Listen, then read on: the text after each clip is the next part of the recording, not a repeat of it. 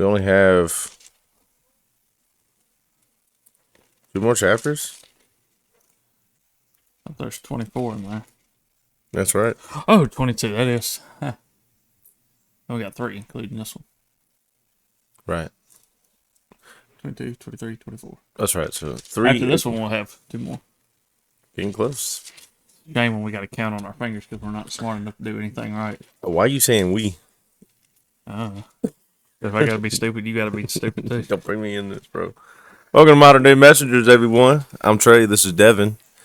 Episode I think it's 31. 31. 31. Yeah, it's been a little minute. Been busy. I've been playing. Just got back from Arkadelphia last night. Arkadelphia. Yeah, I didn't think that was a real place. It's not. Yeah, I got 3 a.m. Took a nap. Went to church. Played in church this morning. Took another nap. Came here.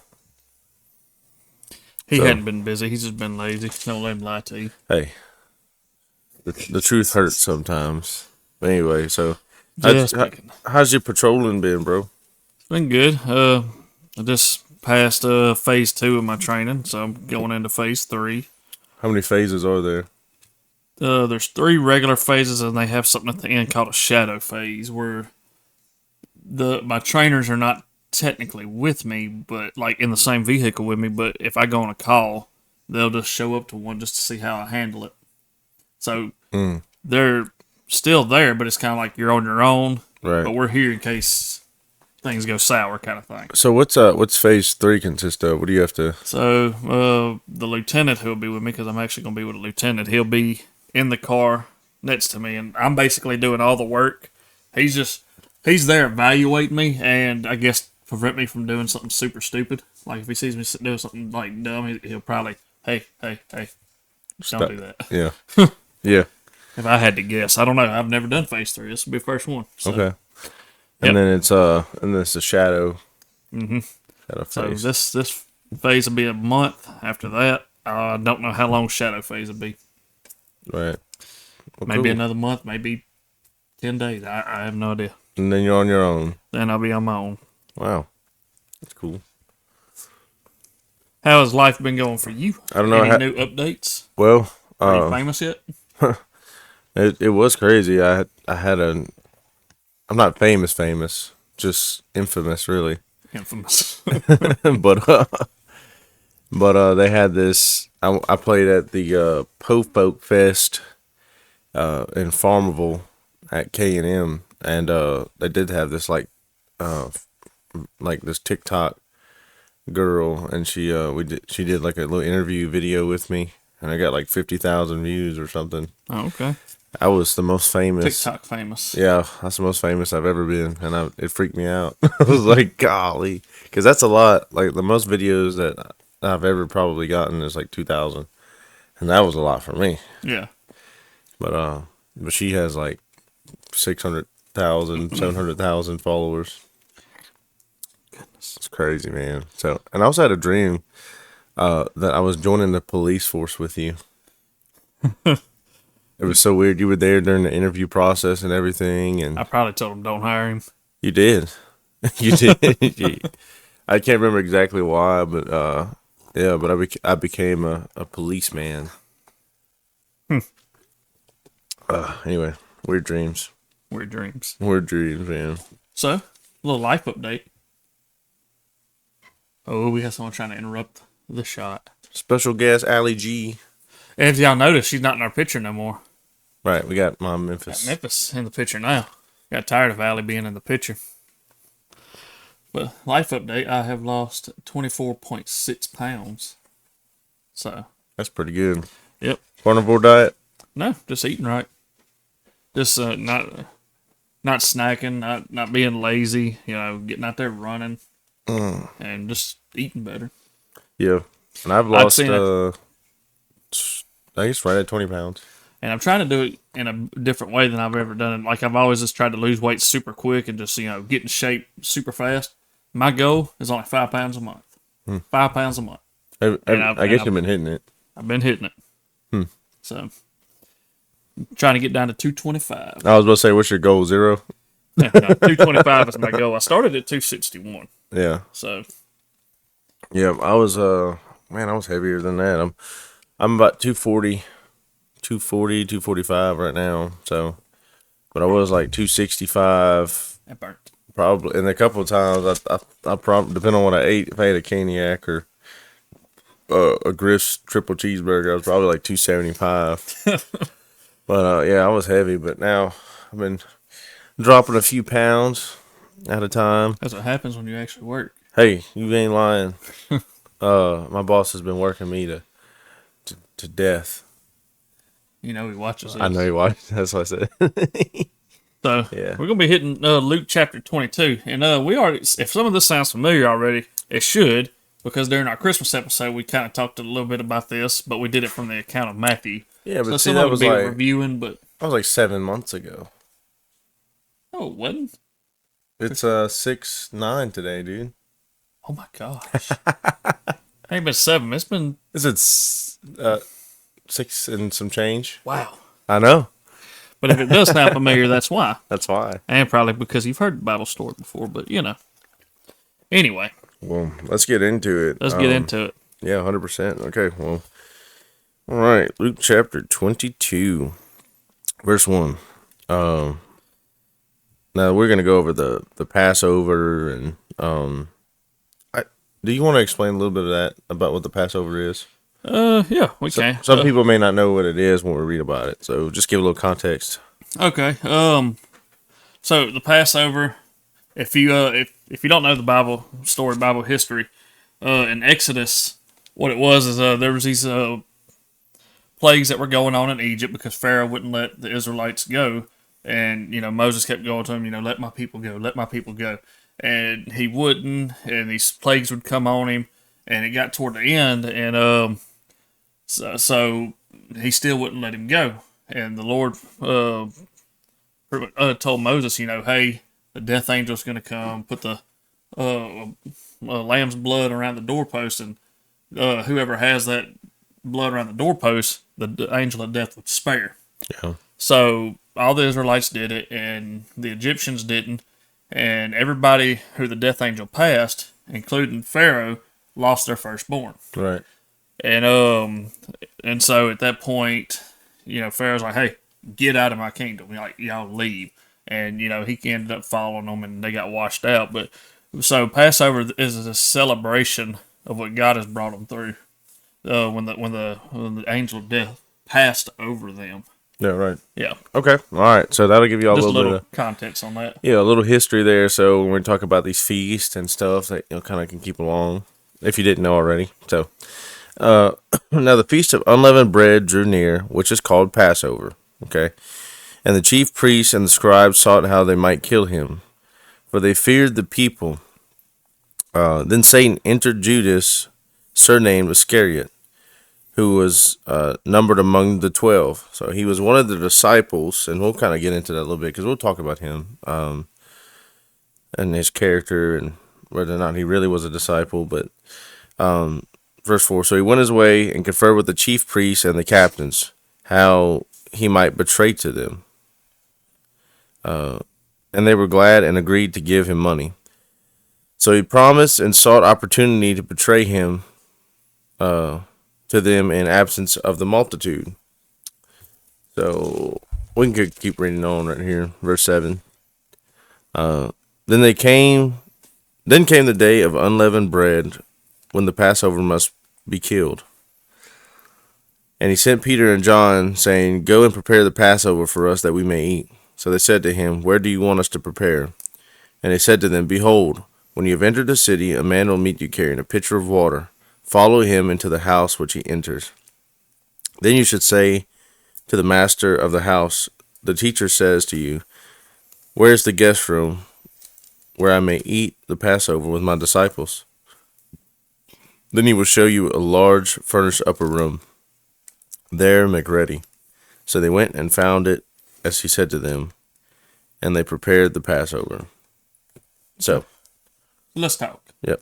Okay, so first off, I want to preface by saying this is all within that last week of Jesus' Yes, this is ministry before the crucifixion. that's right. Um,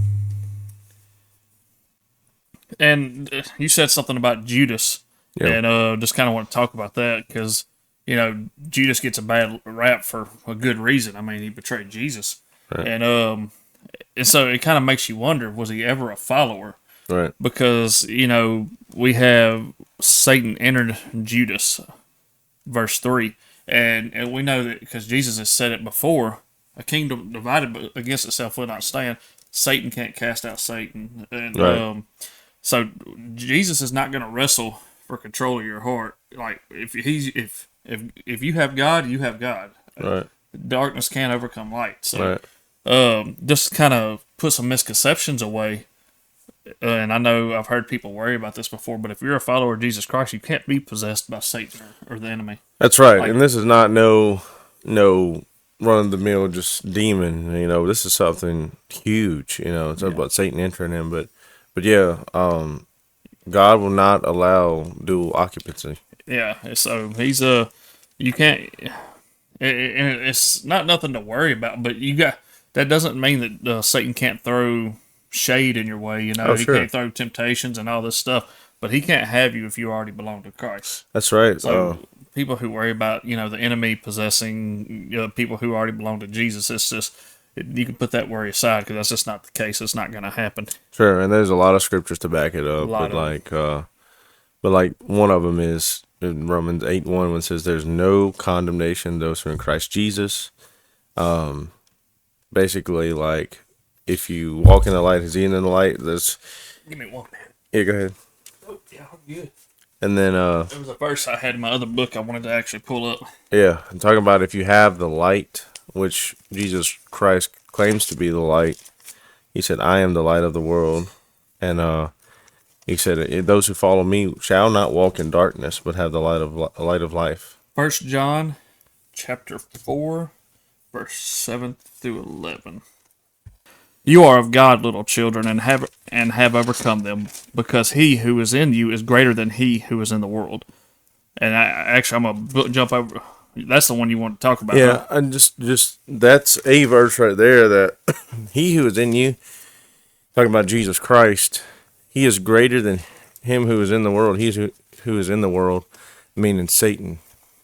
You know, so if you accepted Jesus Christ and He's the Lord of your life, then He's greater. You can't be possessed by a demon. That then, like you said earlier, but that doesn't mean we can't be tempted. Yeah. Even Jesus Christ was tempted. So that was verse 4 in 1 John chapter 4. I'm going to actually pick up at verse 7. Beloved, let us love one another, for love is of God, and everyone who loves is born of God and knows God. He who does not love does not know God, for God is love. In this, the love of God was manifested toward us, and God has sent him, his only begotten Son, into the world that we might live through him. In this is love, not that we loved God, but that he loved us and his Son to be the propitiation of our sins. Beloved, if God so loved us, we ought to love one another. I just thought that was good. I mean, it just talks about how we belong to God, and you know, and you could see that Judas's actions, and there was a reference earlier that I think it was John that made about Judas being sneaky with the money, Yeah, that's right. which we talked. Why was he in charge of the money? Right. But you can see from his character that he didn't have that love, and that's why Satan was able to enter him and to tempt him. Yep, that's exactly right. So picking up in verse, I do want to talk about verse 7 through 13, I guess, right here. Talk about how that we shall kind of like test. Like, I see, like, and you probably watch a bunch of TikToks, and a lot of our viewers probably do too, about all these people prophesying over people, and but test the spirit that they are listening to, because a lot of times it's very general, and then also they're not specific. For sure. And so, I mean, But they use such a loud voice. It's they're put on a platform so people listen to them. So just always be like, use your discernment there. But because I have to say that some of it seems real, but like I said, just kind of you can go with your own discretion right there. But we see that every time Jesus says something, it's very specific, Mm-hmm. and I mean, he says, "Behold, when you have entered the city, a man will meet you carrying a pitcher of water. Follow him into the house in which he enters." Yeah. That's that's pretty like you're gonna go here, and that's why we know the credibility of the Bible. It's like it's it's not just how do you say it, philosophy. It's this happened at this time with these people, and this is the eyewitness. So anyway, but we clearly see that they set it up here, and then that's why we're getting into verse 14. So when the hour had come, he had sat down, and the 12 apostles with him, and he said to them, "With fervent desire I have desired to eat this Passover with you before I suffer. For I say to you, I will no longer eat it until it is fulfilled in the kingdom of God." Then he took the cup and gave thanks and said, "Take this and divide it among yourselves. For I say to you, I will not drink of the fruit of the vine until the kingdom of God comes." And he took bread and gave thanks and broke it, gave it to them, saying, "This is my body, which is given for you. Do this in remembrance of me." Likewise, he also took the cup afterwards, saying, "This cup is the new covenant in my blood, which is shed for you. But behold, the hand of my betrayer is with me on the table. And truly the Son of Man goes as has been determined, but woe to that man by whom he is betrayed." Then they began to question among themselves which of them it was who would do this thing. So, so That cup was actually so there was 4 cups during these feasts of Passover, and I believe that I know they all represented a certain thing, and they were drank during certain times of the meal. yeah, And I believe, if I remember, that this is 4th cup. I could be wrong, but the cup represented a new covenant. mm-hmm. So that just kind of throw something on there. But Right. And we read something this morning there in the Bible study too about love one another as I have loved you. That's in John's account. yeah, that's so the old covenant. If I get you to turn to it, I actually have it in my other book. When he says the new covenant, that can be kind of weird. It's like, what do you mean the new covenant? Right. Right. If you don't know what you're looking at, but give me one moment. I know I got it in here. I read it this morning.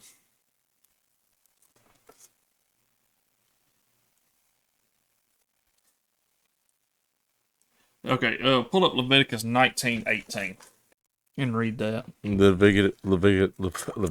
Which 19 verse 18. okay. Okay. You shall not take vengeance, nor bear any grudge against the children of your people, but you shall love your neighbors as yourself. I am the Lord. So think about the language of that. Love your neighbor as yourself. And where the new covenant comes in is Jesus puts a lot more strict emphasis on it, because if we love people how we love ourselves, sometimes I may not love myself. Right. And that gives me permission not to love you. But Christ said, love people as I have loved you. Right. And what are some ways that he showed us that he loved us? I mean, he died. That's He right. died for us. He sacrificed. I mean, he gave up his divinity in heaven with the Father to come put on our skin and be, in a sense, limited to one physical location at one time. Right. And he put on. I mean, he did everything for us. I mean, he loves patiently. Right. I mean, how many times do we screw up time and time and time and time again? Yeah. And God's still right there with us. That's right. If we had a friend that treated us the way that we treat God, they probably wouldn't be our friend very long. No. I'm just saying. No, it's very true. But And he's talking about this right here.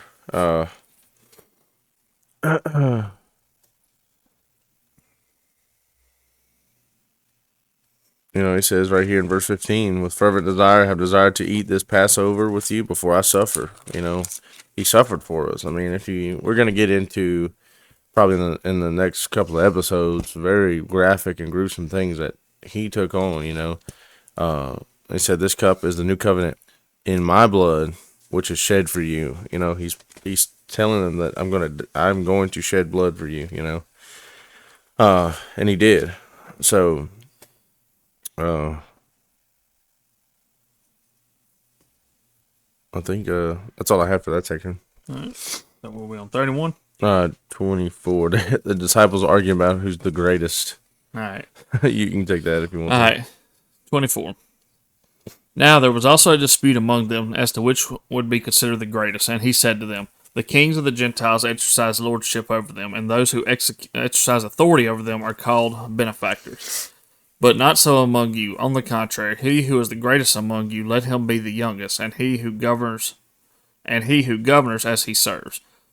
For who is greater, he who sits at the table or he who serves? Is it not he who sits at the table? Yet I am among you as one who serves.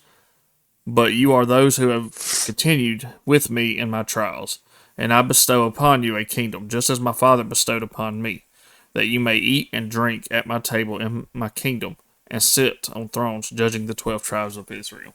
Oh man, that's so good. Yeah, it's so crazy how they were arguing about who's the greatest, but and he was saying right here, he said, and this is one of my favorite parts of this little section right here.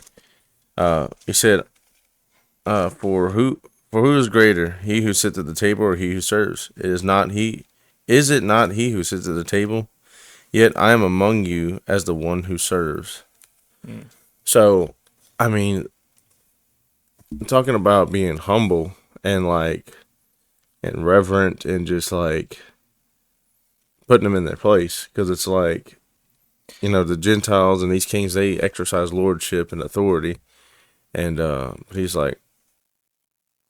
already claimed. We see here in the entire book of Luke's Accord right here, and other parts of the Gospels, but how he obviously establishes deity and who he is.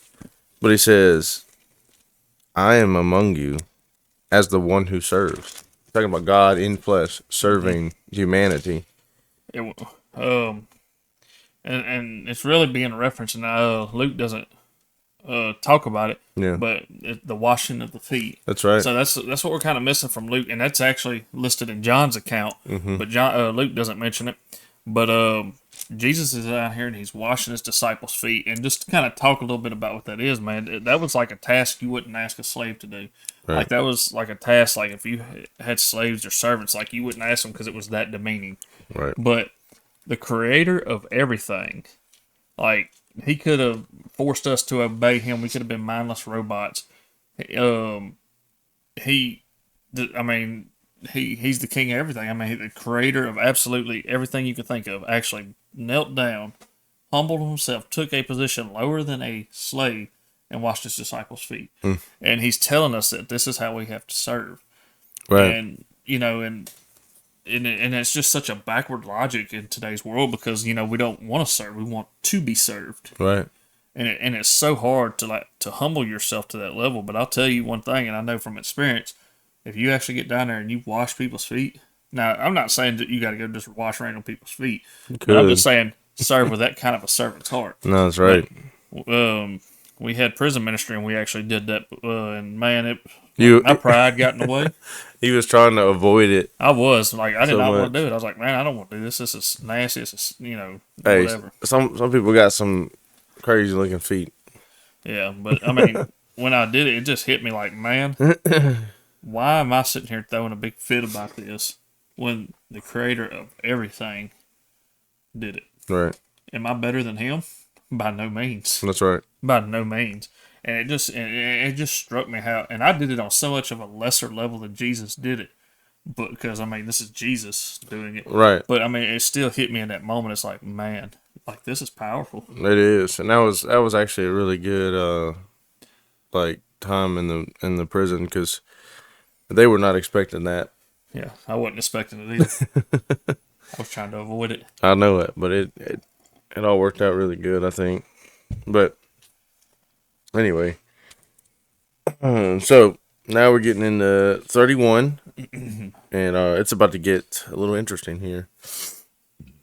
But we're about to get into Peter's denial. And so, there we go. I had some gas stuck. It's like burping a baby. Thanks, bro. And the Lord said, Simon, Simon, indeed Satan has asked for you, and that he may sift you as wheat. But I have prayed for you, that your faith should not fail. And when you have returned to me, strengthen your brethren. This statement is crazy because he's saying that Satan has asked for him to sift him as wheat, right? But Jesus says he prayed for him that his faith should not fail. And then, now, he's about to predict something right here. He says, when you have returned to me, he says, strengthen your brethren. But he said to him, Lord, I am ready to go with you, both to prison and to death. And then he said, I tell you, Peter, the rooster shall not crow this day before you will deny me 3 times that you know me. Right? Mm. So, and I don't want to skip ahead but we do have some good notes coming up in the future about this. Or you can say it if you want to, but there's a big distinction between the 2 people in this chapter. This is what I'm gonna say. We can save it. Yeah, okay. The suspense builds. The suspense builds. You gotta keep them waiting. And when he said to them, when I sent you without a money bag, a knapsack, Yep. and sandals, did you lack anything? So they said nothing. Then he said to them, but now he who has a money bag, let him take it, and likewise a knapsack. And he who has no sword, let him sell his garments to buy one. For I say to you that this is which is written must be accomplished in me. And he was numbered with the transgressors. For the things concerning me have an end. So they said, Lord, look, here are 2 swords. And he said to them, it is enough. So they're getting ready for something. Mm-hmm. I thought you was there. You go. No, I actually I was gonna ask if you had any notes on this because it's just a really short section of verses, and I don't really know what they're preparing for per se. Let's see. This is in my Bible, my notes. Here, Jesus reversed his earlier advice regarding how to travel. The disciples were to bring bags, money, and swords. They would be facing hatred and persecution that would need to be prepared. When Jesus said, "It is enough," he may have meant it was not time to think of using swords. In either case, mention of sword vividly communicates the trials that they were soon to face. Yes, that's all I had on that one. Yeah. I mean, it's about to get. You see Peter use one of the swords. Yeah, I know. Yeah, he's gonna use it in a little while, but it was probably I wanted to know what he was saying when Jesus said it is enough, but like I said, the verses it's just a little short section right here, but they're prepared to. I mean, look, I think this is kind of preparation for persecution too. Oh yeah, like because in Isaiah it says that they will strike the shepherd and the flock will scatter, and we see that here towards the end of this book. Yeah, they all go their ways for a while. Yeah. So you want to read 39? All right, starting 39. Coming out, he went to the Mount of Olives as he was accustomed, and his disciples also followed him. When he came to the place, he said to them, "Pray that you may not enter into temptation." And he was withdrawn from them for about a stone's throw. And he knelt down and prayed, saying, "Father, if it is your will, take this cup from me. Nevertheless, not my will, but yours be done." Then an angel appeared before him from heaven, strengthening him. And being in agony, he prayed more earnestly. Then his sweat became great drops of blood falling down to the ground. When he rose up from prayer, he had come to his disciples, and he found them sleeping with sorrow.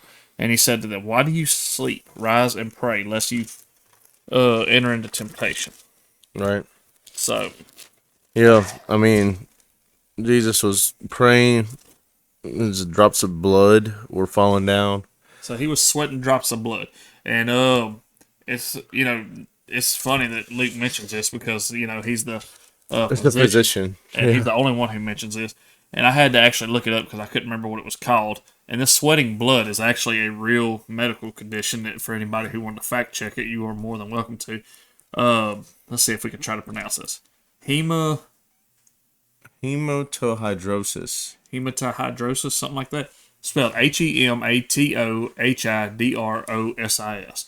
And it was a condition where it was brought up by extreme fear, anxiety, just Right. agony that it caused you to actually sweat drops of blood. And I thought that was Yeah. just really cool to see that emotion on it. But the real thing that I love on this is when Jesus went to pray. He asked, Lord, let this cup be taken from me, Yeah. if it's your will, but not my will, but your will be done. Which shows his human side. He didn't want to go through this. No. Who would want to go through what he knows he's about to go through? But he was obedient to the point of death, and that just goes right into that verse. It really solidifies that verse in Romans chapter 5:8 that says, "While we were still sinners, Christ died for us." And I think that's so important that this is Jesus Christ. He could have stopped this if he wanted to. Oh, dude, yeah. But even knowing that we would betray him, that we would be Peter's, and we would turn our backs from God, and we would deny knowing him, and we would do all the stupid stuff. Yeah. He still died for us. That is just scratching the surface of our understanding of his love for us. Right. We can't even fathom how much he loves us. And I just want that to be encouragement for people, man. If you think that you're too far gone for God to love you, you're wrong. You're not. He loves you. He wants a relationship with you. While you were still sinners, Romans 5:8. Look it up, memorize this verse, and ingrain it in your heart. While we were still sinners, Christ died for you. Yeah, and then and you made a good point this morning when we were talking about this, like about the washing of the feet and everything. We know that Judas Iscariot betrayed Jesus for It amounted up to about $300. yeah, about $300 worth of silver, and Jesus still washed his feet. Yeah. And so, but we're gonna get into that here in a minute. But we're gonna get into the betrayal right here in Gethsemane. And while he was still speaking, behold, a multitude, and he who was called Judas, one of the 12, went before them, and drew near to Jesus to kiss him. But Jesus said to him, Judas, are you betraying the Son of Man with a kiss? When those around him saw what was going to happen, they said to him, Lord, shall we strike with the sword? And one of them struck the servant of the high priest and cut off his right ear. Peter. Yep, it was Peter. But Jesus answered and said, permit even this. And he touched his ear and healed him. Then Jesus said to the chief priests, captains of the temple, and the elders who had come to him, have you come out as against a robber with swords and clubs?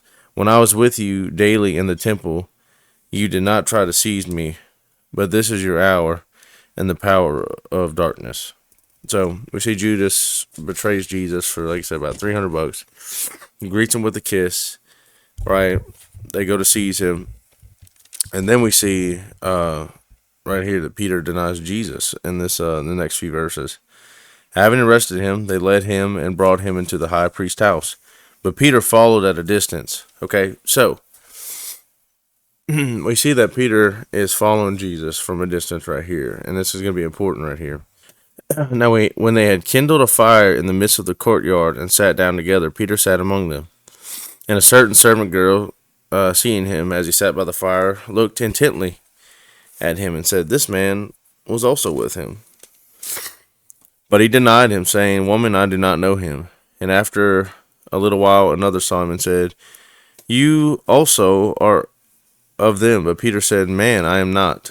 Then after about an hour had passed, another confidently affirmed, saying, surely this fellow was with him, for he is a Galilean. But Peter said, man, I do not know what you are saying. Immediately, while he was still speaking, the rooster crowed. In some accounts, it even says that Peter was cursing, denying him. And then, dude, this is the most powerful moment in this position, because in verse 61 it says, The Lord turned and looked at Peter, and then Peter remembered the word of the Lord, how he had said to him, "Before the rooster crows, you will deny me 3 times." So Peter went out and wept bitterly. So, so we see two contrasts right here. We see Judas, a betrayer, and then Peter the denier. and then Peter the denier. Okay, but there's two postures of hearts here. So we know that Judas, and I don't think it's recorded in Luke, so we can just talk about this. But Yeah. but Judas went to return the money. Yeah. They didn't want it because it was blood money at that point. He threw it to the ground and he went hang himself. Yeah. And then we see Peter on his other hand. He said that the Lord turned and looked at Peter. He remembered the word, and then he went out and wept bitterly. It's the conviction and the sorrowfulness. Yeah. Just kind of add some stuff to it, like you said. So there's two different heart postures. Like you were saying, Judas had like a posture of like remorse. He wasn't repentant. He was remorseful. And I think if we can really call it out, I don't think Judas was ever. I think with the evidence that we see, I don't think Judas was ever a follower of Jesus Christ. Right. Now, I think maybe he saw him, heard him preach a sermon, got his ears tickled. He's like, oh, this guy's pretty interesting. He's got a ministry. Right. Maybe I can be the money man. Right. And he took advantage of that because even in John's account, John records, basically Judas would take his hand and get into the money pot and whatever. But here, when you see Peter, and I don't know, I don't think, I could be wrong, but when the rooster crowed 3 times and Jesus looked at him, I don't think it was like, I told you so, bro. Right. Yeah. That's true. I think it was either like and even Jesus knew it was coming. So I don't even want to say it was a disappointment. Maybe it was a look of saying like, hey, you need to recognize what just happened, but I still love you. Right. And you see, that's why Peter left like he did. He had such a repentant heart, and you see this in the contrast. Like we all do shameful and dirty things toward God, and it just depends on how we come to Him. Like Judas didn't want no part of it. That's why he went and hung himself. I don't want to speak for God, but I would imagine if Judas would have came to Jesus with a real repentant heart and said, "Look, hey, I screwed up. This is what it is. I ask for forgiveness, and I truly want to follow you." I think he would have. I'm pretty sure Jesus would have forgave him. I think so. But he was never a follower of Christ, and that's why the enemy thought he could use Judas to ruin God's plan. Right. But God's like, gotcha. This is the plan. Yeah, checkmate. Yeah. I'm going to use your tactics to show you I'm so much better than you. Yeah, that's so nuts. Like I'm going to use what you meant for evil and use it to accomplish my purpose. I think there's a Bible verse on that. Probably. And a song. You take what the enemy meant for evil, and you turn it for good. Anyway, so verse 63. That's that ADHD popping up. Now the men who held Jesus mocked him and beat him. And having blindfolded him, they struck him on the face and asked him, saying, "Prophecy, who is the one who struck you?" And many other things they blasphemously spoke against him. As soon as it was day, the elders of the people, both chief priests and scribes, came together and led him into the council, saying, "If you are the Christ, tell us." But he said to them, "If I tell you, you will by no means believe. And if I also ask you, you will by no means answer me or let me go. Hereafter the Son of Man will sit on the right hand of the power of God." Then they all said, "Are you then the Son of God?" And he said to them, "You rightly say that I am." And they said, "What further testimony do we need? For we have heard it ourselves from his own mouth." So we see, and we're gonna get into some really deep stuff and graphic in the next episode. But he obviously claims, as plainly as can be right here, the Son of God, making himself equal to God. They've tried to catch him in blasphemy all the time, and They said he's had a demon. They said that he's working on behalf of Satan, and he's, he basically just tells them the truth and sets them up for so many times, and but now we see that it's coming to the greatest miracle. Thing that we rest our whole faith on. That's it right there. Is the ministry of Jesus, the life, death, and resurrection, and we're gonna read on that specifically here in the next episode. So, but on other notes, our Men of Kirk thing is going pretty good. It's going good. We've got a raffle that we're doing. Raffling off shotgun signed by Duck Dynasty's Willie Robertson. Yep. That is still available if anybody's interested. Basically, the way that work is on August 2nd when we have our event. We'll draw for it. Whoever wins it, it's great. We'll go to McKinney Honda where the shotgun's being held. Yep. And you have to do a background check. Some people, we've got to do it legally on federal and state level, and so whoever wins it, the shotgun will be paid for by the ministry with the raffle ticket sales. Right. If you pass the background check, shotgun's yours. Yep, that's right. Man, it is a sweet shotgun. And the thing is, I wanted to buy tickets to see if I could win, but my wife said no. She said I'm not allowed to do that, so that kind of poops. Yeah, it would kind of look bad if we won. Yeah. But anyway, so we're not allowed. She said we could put all the money in the thing we want. We just couldn't get tickets. Okay, yeah. Hey, Dad. You want to buy a ticket? Yeah. They said they do.